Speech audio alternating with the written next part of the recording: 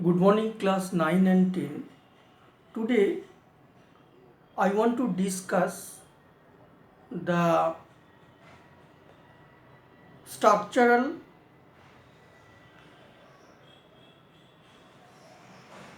classification of sentence, and I will discuss how we will form simple sentence. Okay? Let me discuss. Listen to me very carefully. This is very uh, important class to all of you. Okay? Actually, sentence, we can differentiate the sentence into three parts from structural point of view. This is structure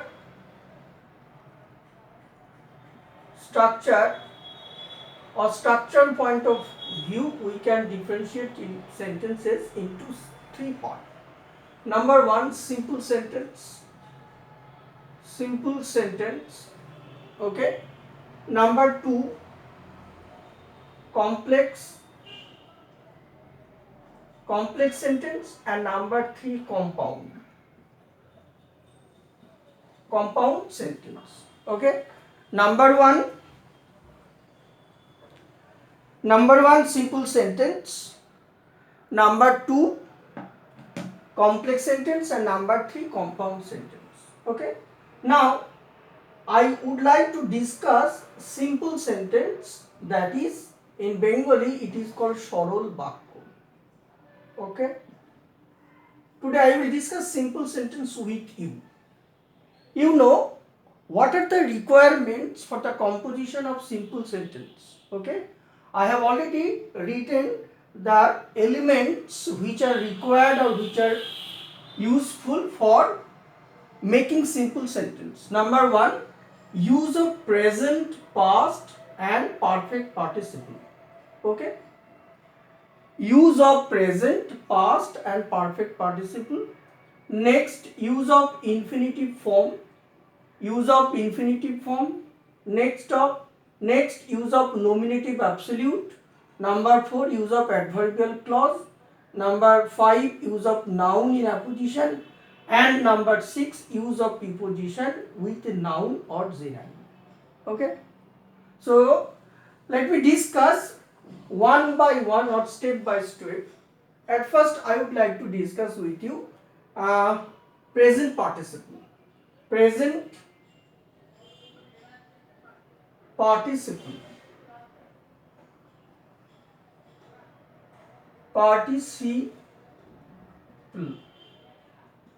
Okay.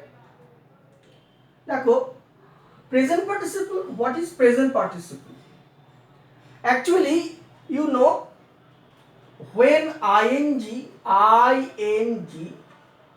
is added with a verb, it is formed into a participle. Okay. Suppose see is a verb. See means dekha. See is a verb. This is an acting verb. Okay. Or doing verb. If I add ing with the word see, it is called seeing. So seeing is the present participle. Okay. So how can I use seeing in a sentence? Let me discuss. Suppose he saw a snake. Number one sentence, he saw a snake. And number two, he ran away. Okay. In these two sentences, first sentence is he saw a snake, and number two, he ran away. অর্থাৎ সে সাপ দেখেছিল, সে পালিয়েছিল। তাহলে এই দুটো সেন্টেন্সকে যদি আমি simple সেন্টেন্সে join করি, তাহলে কি করব? সাপ দেখে সে পালিয়েছিল। তাহলে তোমাকে কি করতে হবে? একটা ফাইনাইট ভার্ব মেন সাবজেক্ট রাখতে হবে, একটা ফাইনাইট ভার্ব রাখতে হবে, একটা অবজেক্ট রাখতে হবে। এর সঙ্গে তোমাকে কি করতে হবে, একটা পার্টিসিপিয়াল ফ্রেজ তৈরি করতে হবে। পার্টিসিপিয়াল ফ্রেজ কি ইংরেজিতে আমরা এখানে পিপি, সংক্ষেপে পিপি বলছি। এই পিপিটাকে হয় তোমাকে প্রথমেই ফার্স্ট বসাতে হবে, অথবা আমাকে কি করতে হবে, এই পিপিটা আমাকে এখানে বসাতে হবে। ঠিক আছে, তাহলে হয় এখানে অর এখানে তোমাকে বসাতে হবে। ঠিক আছে, তাহলে এক্ষেত্রে আমাকে কি করতে হবে, মানেটার জন্য অর্থাৎ অর্থের জন্য আমাকে প্রথমে পার্টিসিপল ফ্রেজটাকে আগে বসাতে হবে। তাহলে আগে বসালে কি করব, দেখো সাপ দেখে সে পালিয়েছিল। তাহলে প্রথমে কি করতে হবে, এই যে দেখো স ভার্ব আছে, তাহলে স ভার্বের প্রেজেন্ট ফর্ম কি, সি। তাহলে এস ডবল ই সি, এই সি এর সঙ্গে তুমি কি করলে, আইএনজি বসালে। তাহলে সিইং এ স্নেক, তাহলে সিইং এ স্নেক মানে সাপ দেখে। এই যে সিইং এ স্নেক লিখলাম, এটাই হচ্ছে তোমার participial phrase. P R party C I P I L, participial phrase. এইটাকেই আমরা বলছি পার্টিসিপিয়াল ফ্রেজ। এই পার্টিসিপিয়াল ফ্রেজের সঙ্গে তুমি এবারে কি করো, সাবজেক্টটা যোগ করো। সাবজেক্টটা কি, হি, তারপরে র্যান অ্যাওয়ে। তাহলে কথাটা কি হলো, seeing a snake he ran away. এইটা হলো সরল বাক্য। কেমন? তাহলে এই দুটো সেন্টেন্সকে যদি আমরা একটা সেন্টেন্সে পরিণত করি, তাহলে আমাকে এখানে একটা টেকনিক ইউজ করতে হলো, সেটা হচ্ছে পার্টিসিপল ফ্রেজের ব্যবহার। অর্থাৎ প্রেজেন্ট পার্টিসিপলের ব্যবহার করে আমি কি করলাম, এখানে একটা সরল বাক্য বা সিম্পল সেন্টেন্স তৈরি করলাম। ঠিক আছে, এবার দেখো পরেরটাই চলে আসছি। দেখো পরের আমি উদাহরণ দেখাচ্ছি তোমাকে। পরের উদাহরণে আমরা কি করব বা কি লিখি সেটা দেখো ভালো করে, তাহলে বুঝতে পারবে। আচ্ছা, ধরো আমি লিখলাম দ্য ডিয়ার ওয়াজ রানিং। প্রথম সেন্টেন্সটা লিখলাম, দ্য ডিয়ার ওয়াজ রানিং, মানে হরিণটি দৌড়াচ্ছিল বা হরিণটি দৌড়াইতে ছিল, পাস্ট কন্টিনিউয়াস টেন্সে আছে। দ্বিতীয় বাক্য লিখলাম, it was chased by a tiger. It was chased by a tiger. Okay, it was chased by a tiger, হরিণটি দৌড়াচ্ছিল বা দৌড়াইতে ছিল, it was chased by a tiger. তাহলে এই দুটো বাক্যকে যদি আমরা সিম্পল সেন্টেন্স দিয়ে জয়েন করি, তাহলে কি লিখবো, তাহলে দেখবো, তাহলে এখানে কি করতে হবে, দেখো দ্য ডিয়ার ওয়াজ রানিং, এইটাকে যদি আমি কি করি, পার্টিসিপল ফ্রেজ করে নিই, তাহলে কি হবে, দ্য রানিং ডিয়ার। তাহলে আমরা কি লিখতে পারি, দ্য রানিং ডিয়ার। এখানে দেখো এই সেন্টেন্সটাকে যদি আমরা শর্ট করে নিই, তাহলে কি হবে, the running deer. The running deer. তাহলে দেখো এটা কি হয়ে গেল, এটা একটা ফ্রেজ বানিয়ে নিলাম, পার্টিসিপল ফ্রেজ, পিপি বানিয়ে নিলাম। তার সঙ্গে আমি কি করব, সাবজেক্টটা লিখবো কি, এখানে দেখো ভার্বটা লিখবো। এবার ভার্বটা হচ্ছে ওয়াজ, তাহলে এটা পুরোপুরি দ্য রানিং ডিয়ারটা সাবজেক্ট হয়ে গেল। ভার্বটা হচ্ছে ওয়াজ, তারপরে ওয়াজ চেজড, তারপরে বাই এ টাইগার, এরকম লিখতে পারি। তাহলে এটা সরল বাক্য হয়ে গেল। কেমন? এইভাবে আমাকে কি করতে হবে, প্রেজেন্ট পার্টিসিপল দিয়ে তোমাকে কি করতে হবে, সরল বাক্য করতে হবে। নেক্সট দেখো আমি একটা দেখাচ্ছি। ধরো আমি বললাম, ফার্স্ট সেন্টেন্স বললাম, Arnab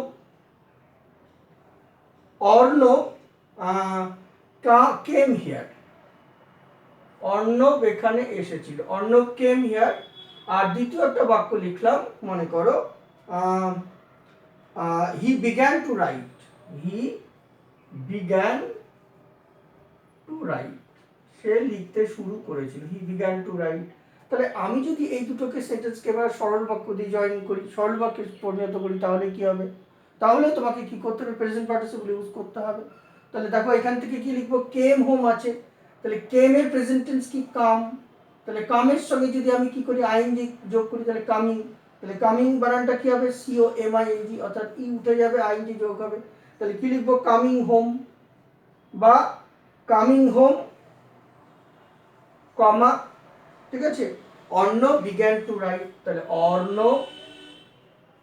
Arnab began to right.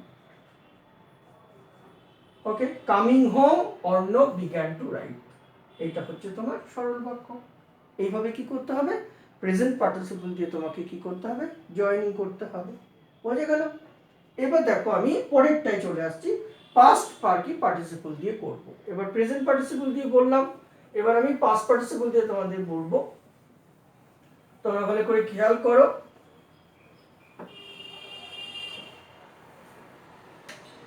আচ্ছা, দেখো আমি লিখলাম পাস্ট পার্টিসিপল। এবার আমরা কিন্তু পাস্ট পার্টিসিপল, এই পাস্ট পার্টিসিপল দিয়ে এবার আমরা সরল বাক্য করব। তাহলে কি রকম, ধরো আমি লিখলাম একটা sentence, you wrote a letter to me, you wrote a letter to me 4 days ago, 4 days ago, okay. আর দ্বিতীয় বাক্য লিখলাম, ধরো লিখলাম I received it today, I received it today, আমি আজ এটা পেয়েছি। তাহলে তুমি আমাকে 4 দিন আগে একটি চিঠি লিখেছিলে, আমি ইহা আজ পেয়েছি। তাহলে এবার দেখো এটাকে যদি আমি কি করি, আমরা এটা কিসে রয়েছে, পাস্ট কি পাস্ট টেন্সে রয়েছে, তাহলে আমরা এটাকে কি লিখব, তাহলে দেখো এরকম লিখতে পারি,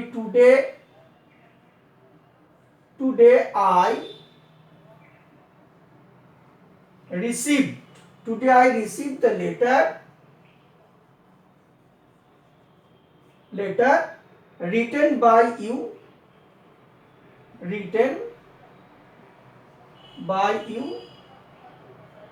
4 days ago, অর্থাৎ তোমার 4 দিন আগে তোমার লেখা চিঠিটি আমি আজ পেয়েছি। Today I receive the letter, আমি চিঠিটি পেয়েছি 4 দিন আগে তোমার লেখা। তার মানে 4 দিন আগে যে চিঠিটি তুমি লিখেছো সেই চিঠিটি আজ আমি পেয়েছি।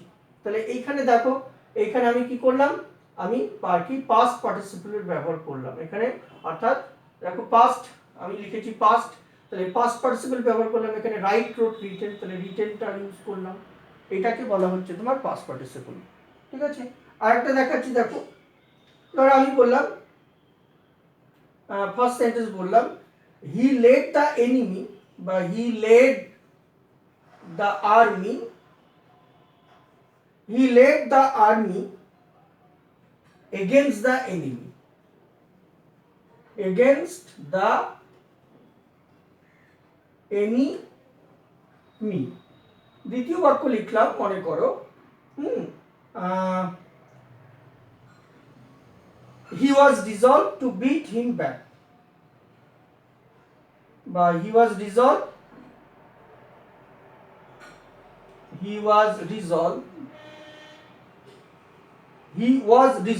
to beat him back,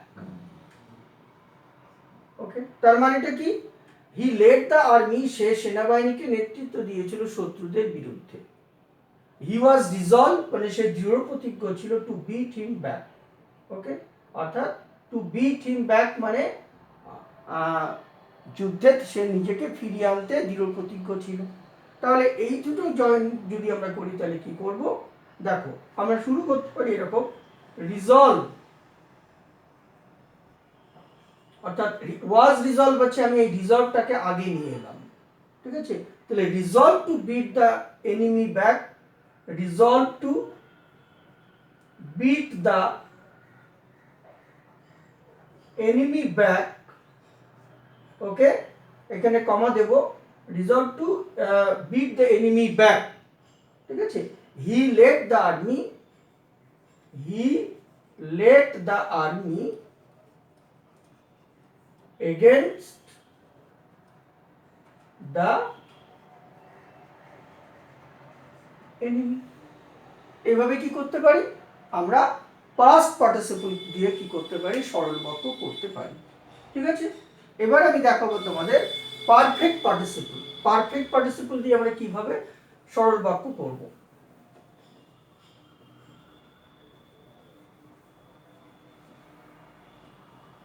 দেখো এবার যেটা আমি লিখবো তোমাদের সামনে সেটা হচ্ছে perfect participle,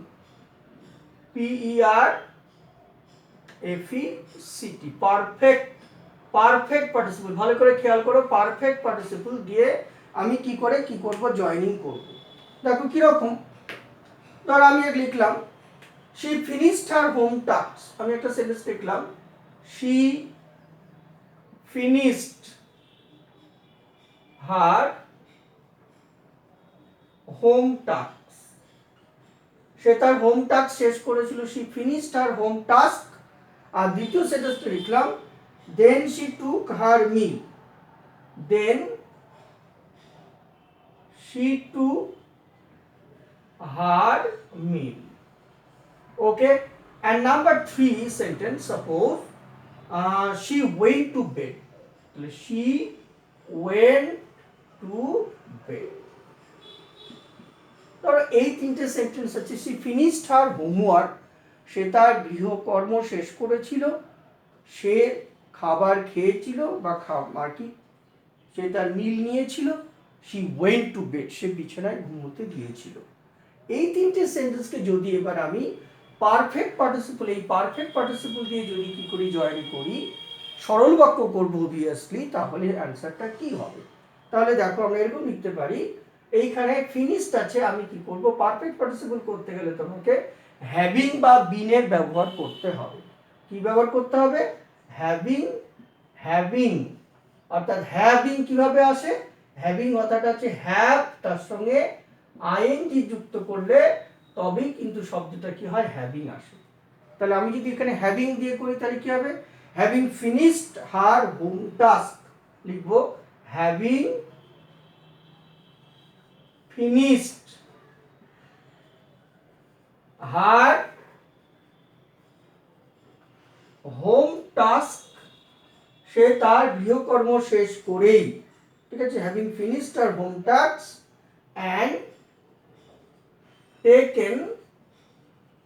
and taken her meal। এবার দেখো ফ্রেজ হয়ে গেল এটা, এবার কমা দেব। এবার ভার্বটা কি, এবার সাবজেক্ট লিখো she, আগে সাবজেক্ট she, তারপর লিখবো she went, তারপর to bed।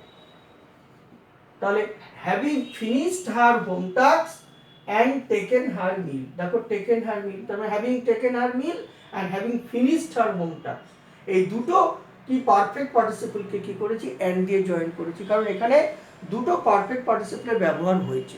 তাই দুটো পারফেক্ট পার্টিসিপলকে আমরা কি করলাম, প্রথমেই রাখলাম having finished her home task, আর দ্বিতীয় পার্টিসিপলটা হচ্ছে হ্যাভিং টেকেন হার মিল। তাহলে হ্যাভিং শব্দটা যেহেতু আগেই ইউজ করেছি, তাই দুবার ইউজ করার কোনো দরকার নেই, আমরা একবার ইউজ করব, having finished her home task and taken her meal, তারপরে লিখবো সাবজেক্ট she, তারপরে লিখবো ভার্ব went, তারপরে অবজেক্ট হচ্ছে টু বেড। ওকে, এইভাবে কি করতে পারি, আমরা পারফেক্ট পার্টিসিপলের দিয়েও কি করতে পারি, সেন্টেন্সকে জয়েন করতে পারি। আমি আরেকটা দেখাচ্ছি, দেখো পরেরটা আরেকটা প্রবলেম দেখাচ্ছি। আচ্ছা দেখো আমি লিখলাম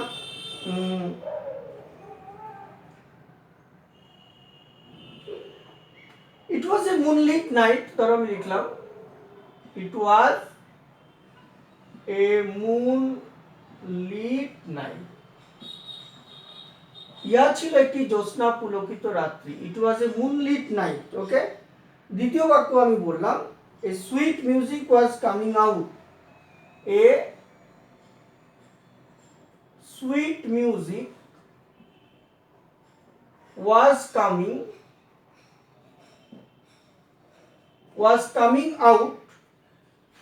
coming out of Portia's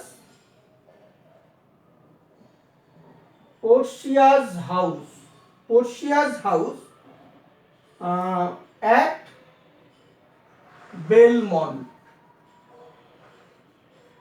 বেলমন্টে পোর্শিয়ার বাড়ি থেকে একটি মিষ্টি গান ভেসে আসছিল। আর ধরো আরেকটা সেন্টেন্স লিখলাম, তৃতীয় sentence, suppose Portia listen to the sweet music, Portia listen to the Portia listened to the sweet music, okay, that was coming out of it, that was coming out of it. তার মানে সেই ঘর থেকে আর কি বেরিয়ে আসা গানের মিষ্টি গান পড়শিয়া শুনছিল। তাহলে এই সেন্টেন্স তিনটে যদি আমি কি করি, এবারে জয়েন করি পারফেক্ট পার্টিসিপল ব্যবহার করে, তাহলে তোমাকে কি করতে হবে, তাহলে পারফেক্ট পার্টিসিপল প্লাস তোমাকে subject plus finite verb plus object, অর্থাৎ এই ফর্মুলা তোমাকে কি করতে ব্যবহার করতে হবে। তাহলে এই ফর্মুলা দিয়ে যদি আমরা লিখি তাহলে কি লিখবো দেখো, ওকে, হ্যাভিং কি having arrived on a moonlit night at her house of her house at Belmont Portia listen. তাহলে আমরা কি লিখবো, প্রথমে পার্টিসিপল প্রেস করব, তাহলে কি লিখবো, হ্যাভিং অ্যারাইভড, তাহলে having arrived, ARRIVED, having arrived on a moonlit night,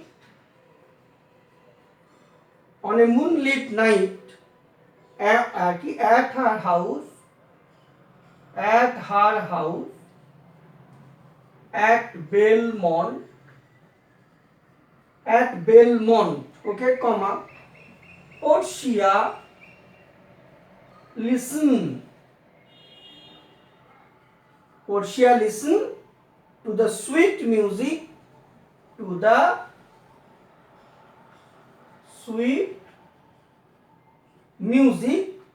that was coming out of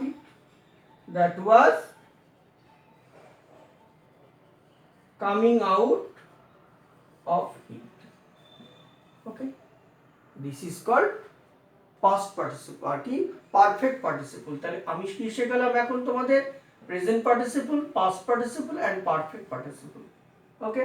তাহলে প্রেজেন্ট, পাস্ট এবং পারফেক্ট পার্টিসিপল এই তিনটে জিনিস তোমাদের শেখা হলো, ঠিক আছে। এবার আমি কি করব, তোমাদের সঙ্গে ডিসকাস করব ইউজ অফ ইনফিনিটিভ ফর্ম। কেমন, ইউজ অফ ইনফিনিটিভ ফর্ম আমরা ডিসকাস করব, দেখো তাহলে বুঝতে পারবে। ইউজ অফ ইনফিনিটিভ ফর্ম কিরকম, আচ্ছা দেখো, লেট মি ইরেজ, আমি ইরেজ করি আগে।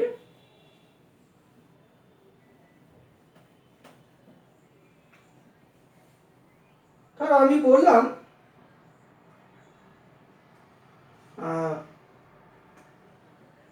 একটা সেন্টেন্স বললাম, এবার আমি ইনফিনিটিভ ফর্ম দিয়ে লিখব, হি ইজ ভেরি ওল্ড, ওকে। দ্বিতীয় বাক্য বললাম, he can not walk fast, তাহলে সে দ্রুত কি দৌড়াতে পারে না, he is very old, he can not walk fast. তাহলে আমি ইনফিনিটিভ মানে তোমাকে টু এর ব্যবহার করতে হবে। এই টু, অ্যাকচুয়ালি টুটা আমরা প্রিপোজিশন জানি, কিন্তু সেন্টেন্সে কি করি, যদি আমরা নন ফাইনাইট ভার্বের ব্যবহার করি এই টু দিয়ে, তাহলে তখন সেন্টেন্সে সেটা ইনফিনিটিভ বলে পরিচিতি লাভ করে। তাহলে এই দুটো বাক্যকে যদি জয়েন করি তাহলে কি লিখব, he is too weak, he is too old to weak, বা হি ইজ টু ওল্ড, লিখলাম he is too old to walk fast, okay, he is too old to walk fast. আবার ধরো আমি বললাম,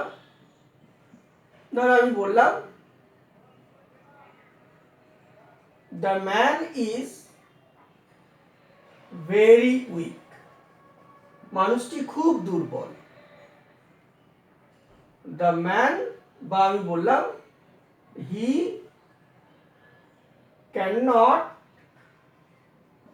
work hard,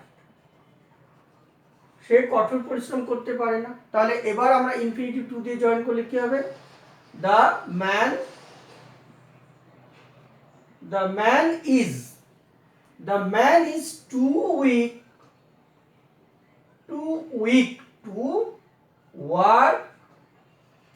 work hard, এরকম লিখবো। The man is too weak to work hard, মানে মানুষটি এতটাই দুর্বল যে ওয়ার্ক হার্ড মানে অর্থাৎ কাজ করতে পারে না, অর্থাৎ ওয়ার্ক হার্ড, এটাকে আমরা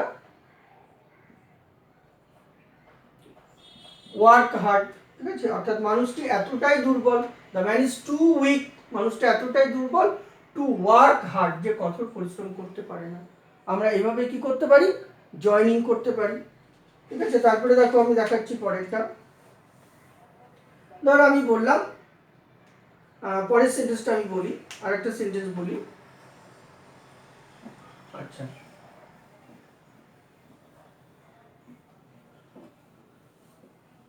আচ্ছা তাহলে লিখলাম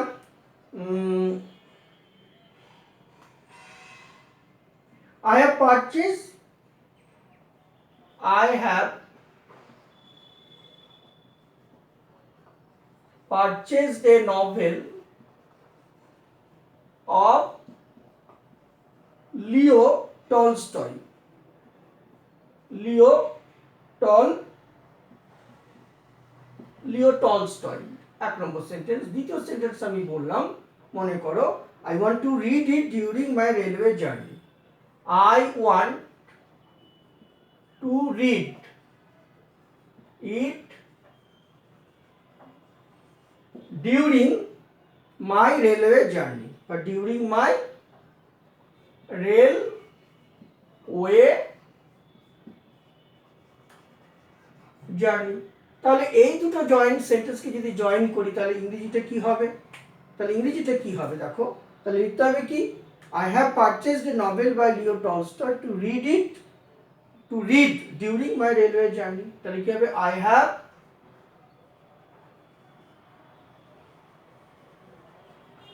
purchased a novel by Leo Tolstoy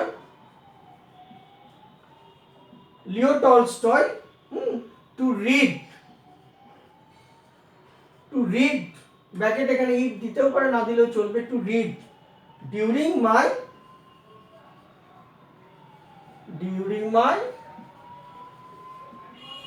railway journey. এইভাবে কি করতে পারি আমরা ইনফিনিটিভের ব্যবহার করে আমরা কি করতে পারি, সরল বাক্য করতে পারি, কেমন? তাহলে আজকে আমরা প্রথম ভিডিও এই পার্টে, এটা আমরা পার্ট 1, মনে রেখো পার্ট 1। তাহলে পার্ট 1 ভিডিওতে আমরা আজকে কি করলাম, সিম্পল সেন্টেন্সের আমরা দুটো স্ট্রাকচার নিয়ে ডিসকাস করলাম, একটা হচ্ছে তোমার পার্টিসিপল, একটা হচ্ছে ইনফিনিটিভ, কেমন? আমরা পরের ভিডিও ক্লাসে এসে nominative absolute, adverbial clause, use of noun apposition on use of preposition or with a noun or gerund, এটা নিয়ে ডিসকাস করব, ঠিক আছে। তাহলে তোমরা মন দিয়ে ভিডিও দেখো, আর বাড়িতে ভিডিওটা দেখবে এবং শুনবে এবং বাড়িতে প্র্যাকটিস করবে, কোশ্চেন পেপার থেকে দেখবে প্রবলেমগুলো সলভ করবে, তাহলে বুঝতে পারবে। তাহলে আজকে আমরা এখানেই শেষ করছি। সবাই ভালো থেকো, সুস্থ থেকো, তোমাদের অনেক অনেক ধন্যবাদ।